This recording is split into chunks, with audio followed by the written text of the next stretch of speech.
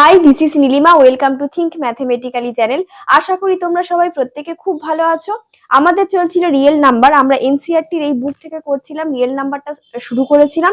আমরা exercise 1.1টা complete করেছিলাম। আজ থেকে আমরা শুরু করবো এক্সারসাইজ 1.2। এর আগের যে ক্লাসগুলো আমি করিয়েছিলাম এই বই থেকে, সেটা তোমরা এই ভিডিও ডেসক্রিপশনে প্লেলিস্ট পেয়ে যাবে। পরপর দেখবে এই বইটা পুরো সলিউশন আমি করে এই চ্যানেলে আপলোড করব, তো তোমরা ওটা দেখে নেবে, ঠিক আছে? আর যারা নিউ দেখছো আমার চ্যানেল আজকে, তো প্রত্যেকে তোমরা ফলো করে নিও, সাবস্ক্রাইব করে নিও। তো চলো এক্সারসাইজ 1.2টা আজকে থেকে শুরু করি। এখানে প্রথম অঙ্কটা তোমরা দেখো, prove that √5 is a irrational number. আচ্ছা, √5টা ইরেশনাল নাম্বার, কিন্তু আমরা প্রথমে এটা ধরে নেব √5 একটা রেশনাল নাম্বার, তারপরে আমরা কন্ট্রাডিকশনে এটা প্রমাণ করব, ঠিক আছে? তো দেখো, প্রথমে আমরা লিখব let us consider √5 is a rational number। ঠিক আছে? আর কোন নাম্বার যখন রেশনাল নাম্বার হয় তখন আমরা সেটাকে এভাবে প্রকাশ করতে পারি না, a বাই b, যেখানে a আর b কো প্রাইম নাম্বার। তো আমরা পাশে লিখে দেব a and b are co prime.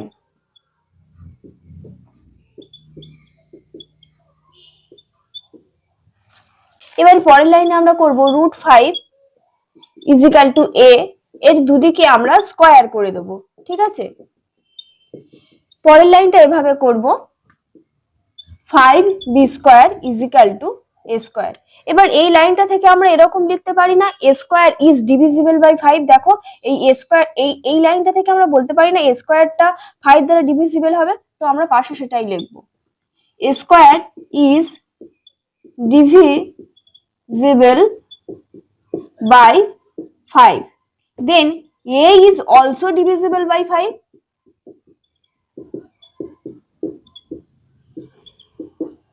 ঠিক আছে? দেখো, এটা ভালোভাবে দেখো, এখানে কি বলেছে a square is divisible by 5, তাহলে a is also divisible by 5 হবে, ঠিক আছে? এবার আমরা এখানে ধরে নেব লেট a সমান 5c, ঠিক আছে? এটা যদি ডিভিজিবল বাই 5 হয় তাহলে a সমান আমরা 5c লিখতেই পারি। এবারে এর মানটা আমরা এখানে পুট করব, তাহলে এখানে এরকম ভাবে লিখতে পারি যে 5b square is equal to 5c এর whole square implies that 5b square সমান 25c স্কয়ার। এবার এখান থেকে কাটাকাটি যাবে, b square is equal to 5c square, তাই তো? এবার এইখানে আবার আমরা লিখতে পারি b square is divisible by 5, then b is divisible by 5। কিন্তু আমরা প্রথমে কি ধরেছিলাম বলো তো, a and b are coprime, কিন্তু এখানে a ও ডিভিজিবল বাই 5 হচ্ছে আর b ও ডিভিজিবল বাই 5 হচ্ছে, তাই a আর b এর একটা কমন ফ্যাক্টর 5 থাকবে না, তাই এটা আমাদের কন্ট্রাডিকশন হয়ে গেল না? এবার তোমরা এটা স্ক্রিনশট নিয়ে নাও, তারপর আমি মুছে দিয়ে করব। এটা ভালোভাবে বুঝে নিয়ে স্ক্রিনশট নিয়ে নাও।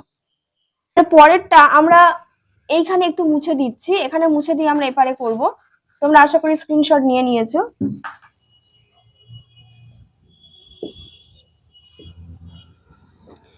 So a and b have common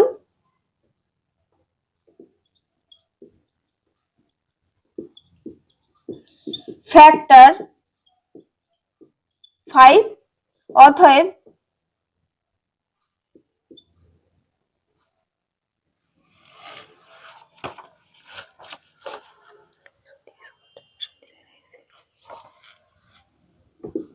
so this contradiction is arisen of our wrong assumption।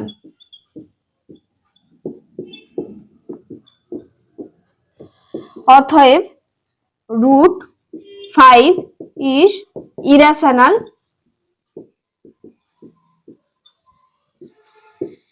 Number.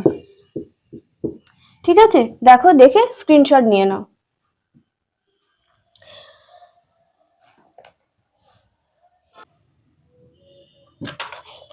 ঠিক আছে, দেখো চলে যাচ্ছে আমাদের পরবর্তী অঙ্কে, 2 দাগের অঙ্কটা। Prove that 3 + 2√5 is irrational. এটাও সেম ভাবে প্রমাণ করব আমরা। প্রথমে রেশনাল ধরে নেব, তারপর কন্ট্রাডিকশন করব। তো দেখো 2 দাগের অঙ্কটা কি বলেছে, লেট আস, সেম ভাবে লিখবো, কনসিডার 3 + 2√5 is rational number.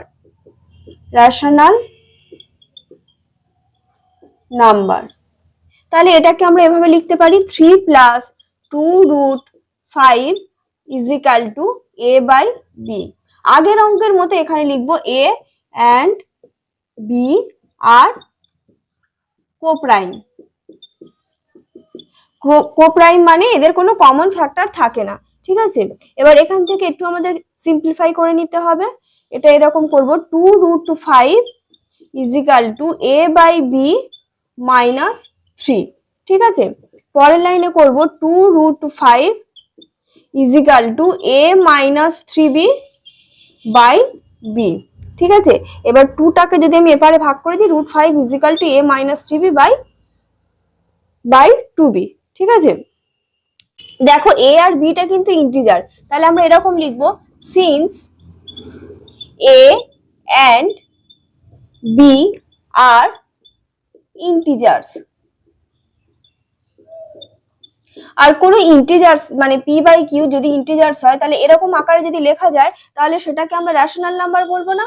তাহলে a আর b যদি ইন্টিজার্স হয়, তাহলে এটাকে আমরা রেশনাল নাম্বার বলবো। Since a and b are integers, then a - 3b/2b is rational number.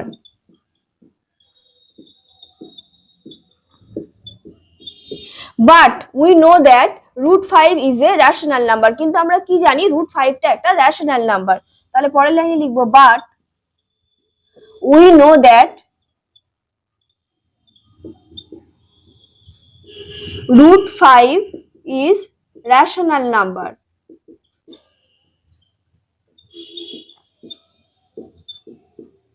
দেখো √5 টা rational number. This contradiction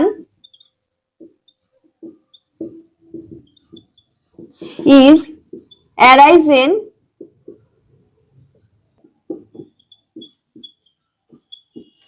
of our wrong assumption. অতএব 3 + 2√5 is a irrational number.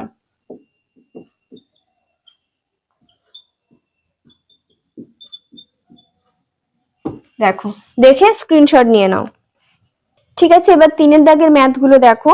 Prove that the following R irrational. একে আছে 1/√2, same ভাবে ধরে নেবে। দেখো 3 দাগের 1 এর অঙ্কটা, let us consider 1/√2 is a rational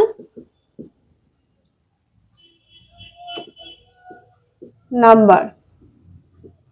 তাহলে সেম লিখবে, 1/√2 = a/b, যেখানে a and b are কোপ্রাইম।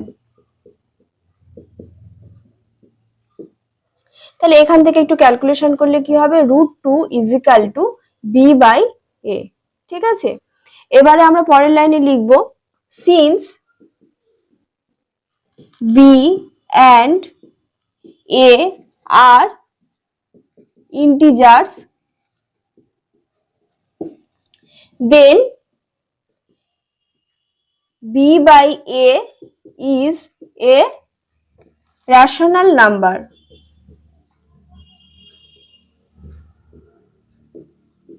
তাই তো, বি বা এটা ইন্টিজার, আর বি ইন্টিজারকে যখন এভাবে লেখা যাবে তখন সেটাকে আমরা রেশনাল নাম্বার বলবো। বাট উই নো দ্যাট এটা রুটের মধ্যে আছে, তাই এটা রুট টুটা কি হবে, রেশনাল নাম্বার, এই sorry irrational number. But we know that root 2 is a irrational number. So this contradiction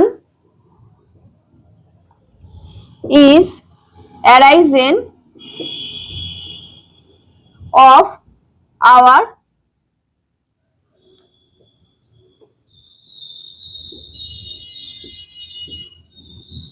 wrong assumption.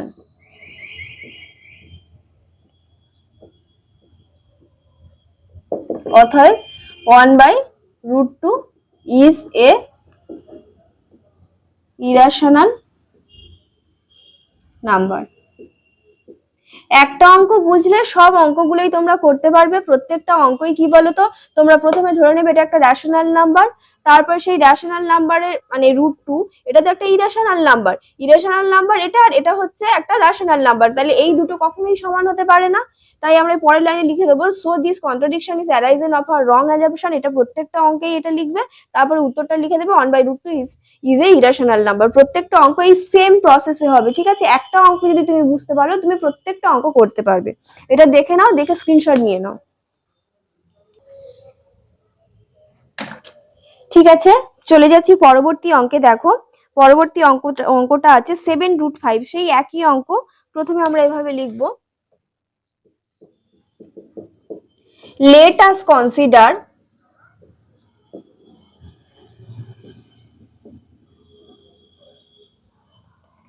(7√5) is a rational number.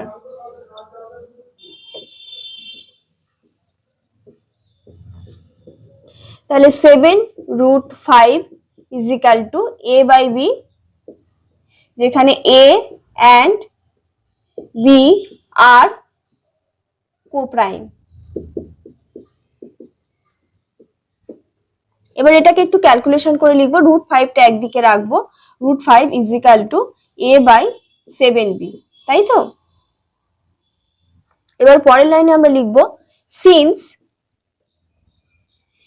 a and b are integers, then a/7b is a rational number। সেই same আগের অঙ্কের মতো, তারপরে লিখবো but we know that √5 is a rational number।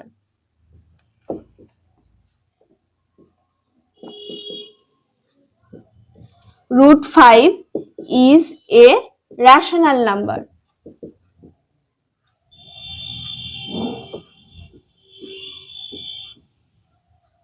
তো এটা contradiction হয়ে গেল, এটা রেশনাল নাম্বার আর এটা এটা ইরেশনাল নাম্বার, এটা রেশনাল নাম্বার, তো এটা কন্ট্রাডিকশন হয়ে যাবে। তো পরের লাইনে আমরা লিখবো,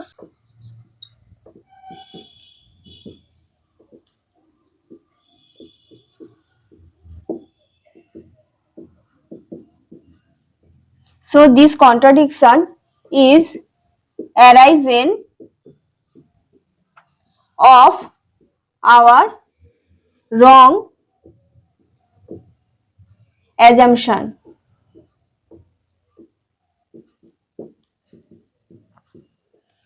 অতএব 7√5 is a irrational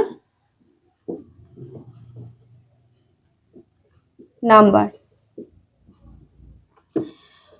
দেখো, দেখে স্ক্রিনশট নিয়ে নাও,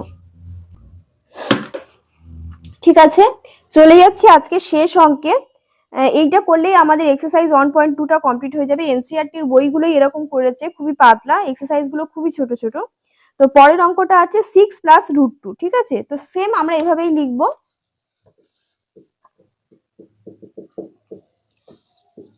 Let us consider 6 plus root 2 is a rational number.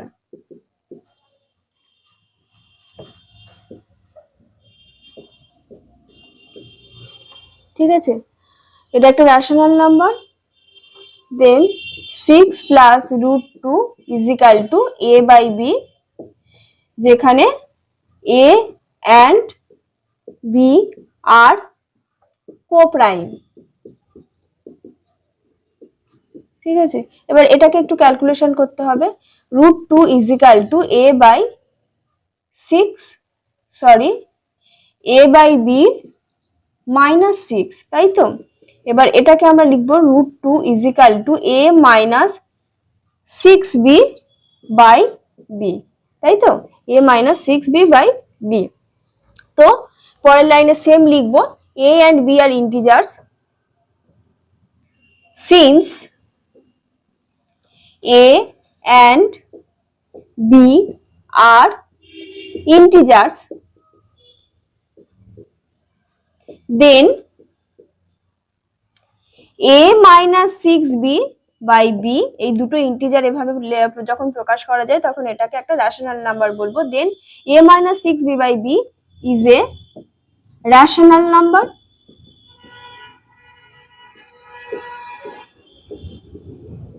But we know that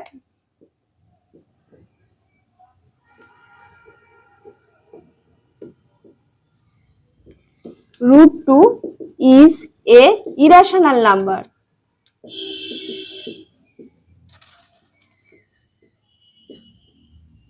so এটা কন্ট্রাডিকশন হয়ে গেল। তো পরের লাইনে লিখবো, সো দিস কন্ট্রাডিকশন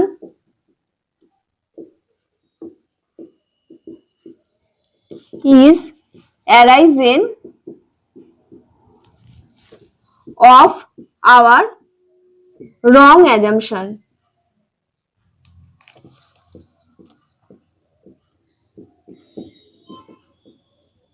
অতএব 6 plus root 2 is a irrational number.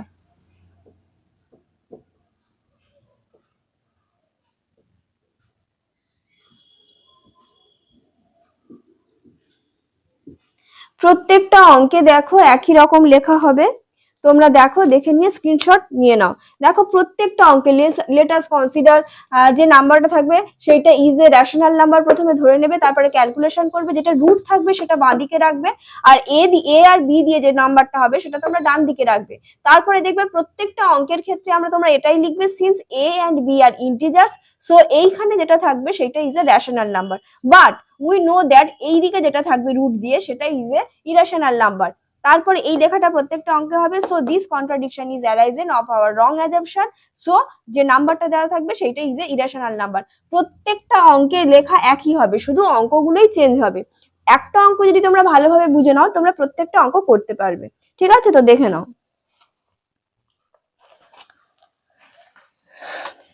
ঠিক আছে, আজকের মতো এই পর্যন্তই। প্রত্যেকে ভালো থেকো, সুস্থ থেকো, সবাই সফল হও।